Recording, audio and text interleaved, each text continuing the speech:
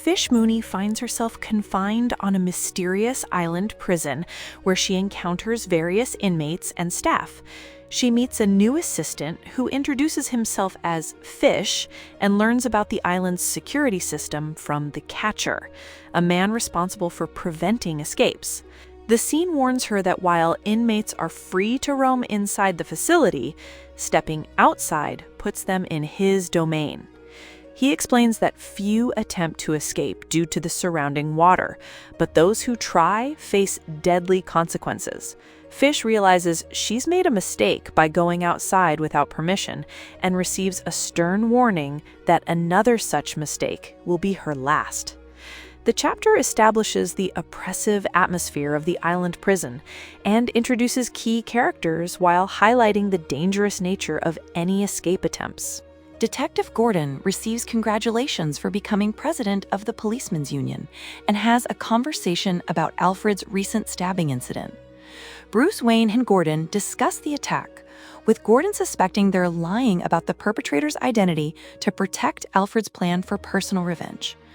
Gordon warns Bruce to stay out of whatever Alfred is planning, calling it dangerous.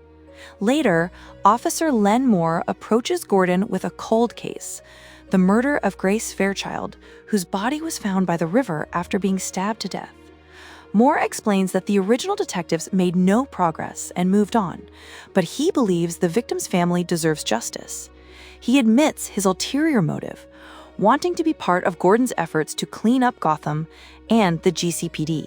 Despite having a full caseload, Gordon agrees to look into the case, setting up the central investigation that will drive much of the subsequent action. Gordon discusses the Grace Fairchild case with Lee Tompkins over dinner. The victim was found 2 weeks prior, but had been missing for 4 months. Her last known contact was a phone call to her mother, saying she was having drinks at a bar in the South Village. The original detectives canvassed the area but found no leads, which explains why the case was dropped. Lee, who lives in the South Village, provides valuable insight about hidden speakeasies in the area, establishments that operate behind fronts like dry cleaners or shoe stores, making them easy to miss during a standard canvass. These speakeasies represent a new trend that the original investigators likely overlooked. Lee encourages Gordon to pursue the case, expressing her belief that whoever committed this crime is a monster who must be brought to justice. Fish Mooney approaches Kelly, despite his poor physical condition, with a desperate escape plan. She's determined to get off the island prison or die trying, and needs his help to succeed. Meanwhile, Alfred prepares to venture into Gotham City to track down Reggie, the man who stabbed him. Alfred believes Reggie is likely drunk and using harder drugs, probably holed up in a shooting gallery. Despite Bruce's concerns about Alfred's health and well-being, Alfred insists he has no choice since Reggie will only be in town for a few days before moving on. Bruce wants to accompany Alfred, but Alfred initially refuses to take him along. Penguin attempts to purchase Lydia's restaurant, presenting himself as a potential silent partner who would allow her to continue daily operations. Despite his polite approach, Lydia firmly refuses his offer. Penguin persists, suggesting there must be something she wants if money isn't sufficient motivation. Lydia reveals her concern about her granddaughter Antonia, who has been seduced by a guitar player she considers evil. She agrees to consider Penguin's offer only if he can make Antonia leave this musician and return home. Penguin confidently promises that Antonia will be home for Sunday Mass. Later, Penguin discusses the restaurant with Gabe, who dismisses it as worthless. However, Penguin sees potential that others miss, indicating his business acumen and long-term planning. The scene reveals Penguin's methodical approach to acquiring assets and his willingness to solve personal problems for business gain. His confidence in handling the Antonia situation suggests he has methods for dealing with obstacles, foreshadowing potential violence or manipulation to achieve his business objectives. Gordon tries to convince Harvey to officially help with the Fairchild investigation, but Harvey refuses, suggesting Gordon's real motivation isn't justice, but personal ambition. Enigma provides Gordon with a list of South Village establishments with liquor licenses, including 4 speakeasies missed by the original detectives. Enigma also discovers that a piece of crime scene evidence labeled 3A is missing from the Fairchild case. Harvey warns Gordon about flying too close to the sun, referencing the dangers of ambition, but ultimately agrees to help. Fish continues planning her escape with other inmates, explaining that there's a boat by the shore large enough for 6 people. When someone suggests using a helicopter instead, Fish dismisses the idea since none of them can fly. She admits she doesn't yet have the boat keys, but promises to obtain them.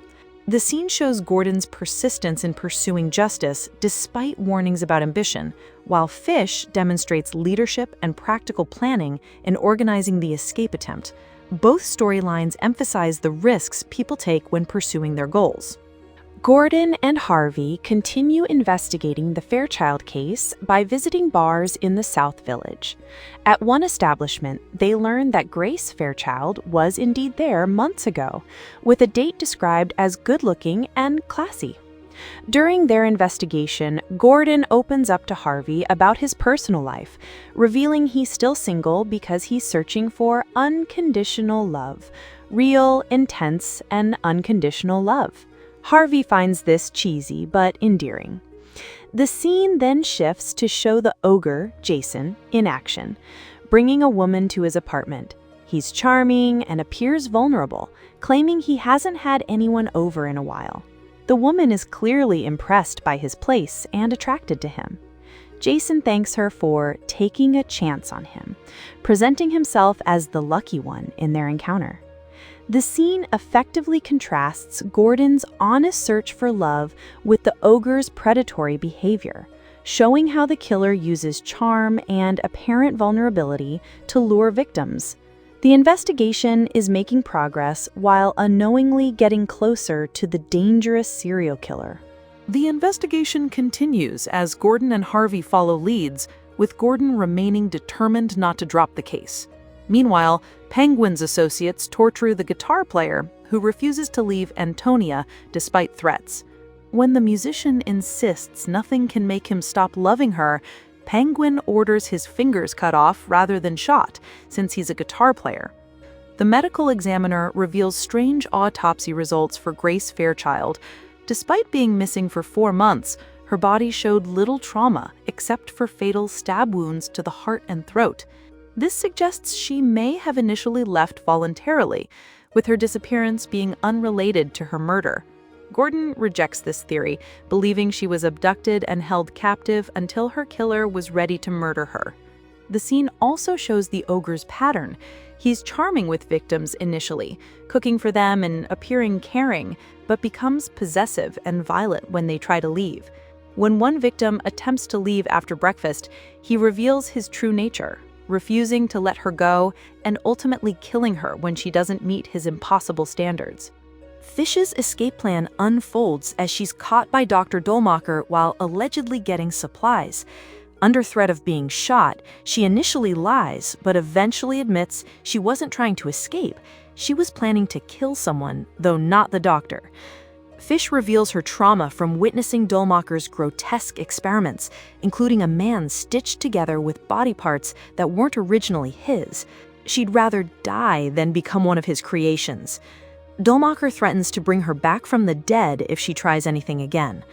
Meanwhile, Bruce seeks help finding Reggie Payne, Alfred's attacker.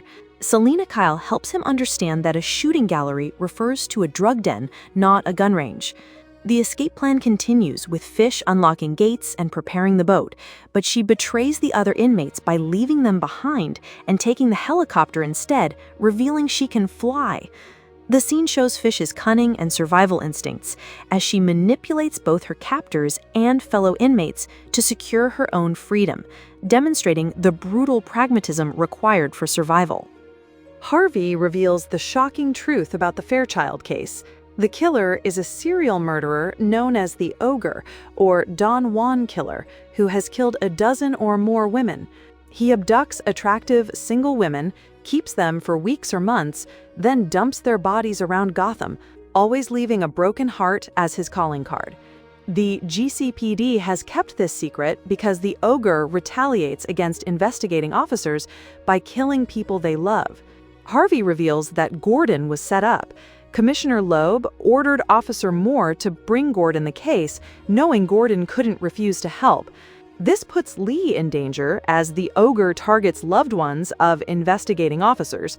Meanwhile, Bruce and Selina confront Reggie Payne, who reveals he was sent by Bunderslaw and Mathis to steal documents and assess Bruce's investigation. When threatened, Reggie admits Loeb orchestrated Gordon's involvement in the case. The episode culminates with Gordon confronting Loeb, promising to find the ogre and then come after the commissioner, declaring war on the corrupt system that has protected this serial killer while endangering innocent people.